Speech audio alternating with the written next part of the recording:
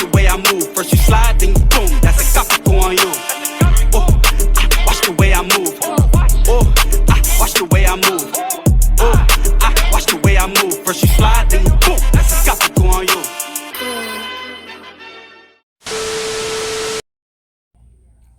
Well, ladies and gentlemen, it's officially time to talk sports.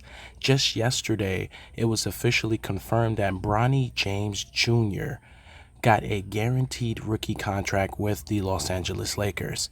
And now this morning, as of an hour ago, courtesy of Adrian Woj here at ESPN, a trusted source in the entire NBA, it says here, free agent LeBron James has agreed to a 2-year, $104 million maximum deal to return to the Los Angeles Lakers, sources tell ESPN. This deal does include player option and a no trade clause. Now, we're not going to get into the entire details, but I just want to talk briefly about this situation. LeBron James playing with his son. We are going to be witnessing something truly remarkable. Now, I am going to be 33 years old, and throughout my time, I have never seen a father and son play together on the same team and on the court at the same exact time. That is going to be phenomenal to watch. Whether the Lakers are winning or losing, I'm going to be there witnessing greatness. Now, the second thing I want to talk about is the fact that there's a lot of negative Nancy's in the internet right now. People are talking about the fact that LeBron James is the best basketball player in the world, and yet his son comes into the draft at number 55. You have to understand, Bronny James was subject to never being able to touch a basketball ever again because of his, situation that he endured. I'm not going to talk about that situation because it's a very, very touchy situation, very, very sad. But I will say this. He was able to successfully bounce back and still make it into the draft. You know what I mean? 55 is not bad. But of course, according to the negative Nancy's, people love to, point that factor out. Oh, if you're a prodigy of LeBron James, you should be, top 10. Bro, LeBron James, first off, he has to train himself. And then secondly, he has to go through training his sons. And then third, he has to raise the rest of his family. There's a lot to be juggled here. You know what I mean? It doesn't really matter what number he would have shown up in the draft. He made it. Considering the fact that he wasn't supposed to be here, he made it here. He made it possible. So that showed you that he was ready for this moment. So I wish the negative Nancy's would give him a break. And this is coming from a person that's not a fan of LeBron James. You feel me? I'm a Kevin Durant fan. But I will tell it like it is, and I will share my opinions. Now, let's also talk about some other movements here. Klay Thompson going over to the Dallas Mavericks. It's the end of an era, the end of a generation, the end of a dynasty for the Golden State Warriors, breaking up that family that was formed over there with Steph Curry and Draymond Green. This is a good move for Dallas. As you guys know, a lot of teams lose in the final seconds because of, a couple of points. Klay Thompson could get you those couple of points, you know what I mean?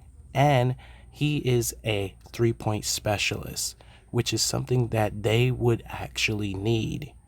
Now, adding him to the fold of Kyrie and Luka and PJ Washington, and you got the I forgot the big man's name, but thinking about that starting five, adding Klay in there, possibly in the small forward position, is going to be very, very interesting because Klay Thompson can actually play some defense, ladies and gentlemen.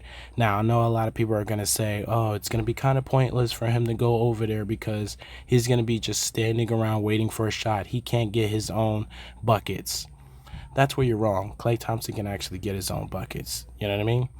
Also, the negative Nancy's like to point out, oh, he went 0 for 10 in a closeout game.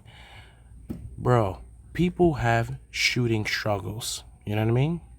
People also have injuries. Klay Thompson, he came back from an injury. So people have to take that into consideration.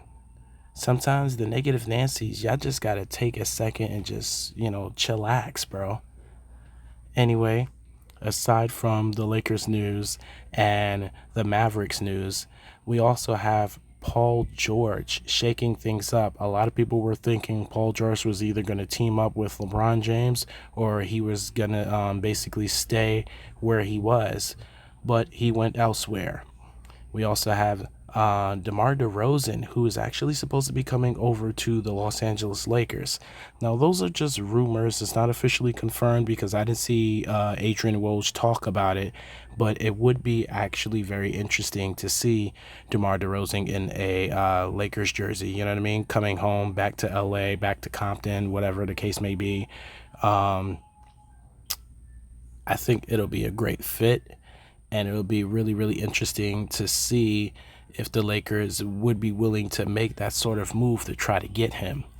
Zach LaVine, on the other hand, his name is being talked around as well. So it seems like that Chicago Bulls team is just trying to restart and put some new faces over there and trying to generate some money, which is, it's not bad, you know what I mean? They're not completely out, I would say. But I will also say this. If they are going through a tough time, yeah, they're gonna have to try to do some better recruiting because you just missed a bunch of names. Paul George, you know what I'm saying? Like, how could you not try to land that? Klay Thompson being talked about. How could you not try to land that? Oh man. But like I said, this summer is going to be interesting with players going left and right, players going up and down in the conferences, East going west and west going east. This is what we want to see. This is exactly what we want to see. We want to see things being shaken up. We want to see dynamic duos. We want to see big threes being formed. And we want to see great basketball, And as I'm ending this video, once again, all of the negative Nancy's, just take a day off, you know what I mean? Take 2 weeks off or something like that because it's just nonsense the way you guys are talking online about LeBron James and all of these memes about, him yelling at, Bronny and maybe taking his belt off and giving him a beating and stuff like that. Like, bro, just chill out, man. Let them be great when when the time comes. Just let them be great. Anyway, I'll catch you guys in the next video. If you guys have any more comments, please leave them down in the comment section. If I gotten some information wrong, please correct me as well. If you have something to add on to what I said, leave it down in the comment section. Subscribe if you guys are new and drop a like on the video. I'll catch you all in the next one.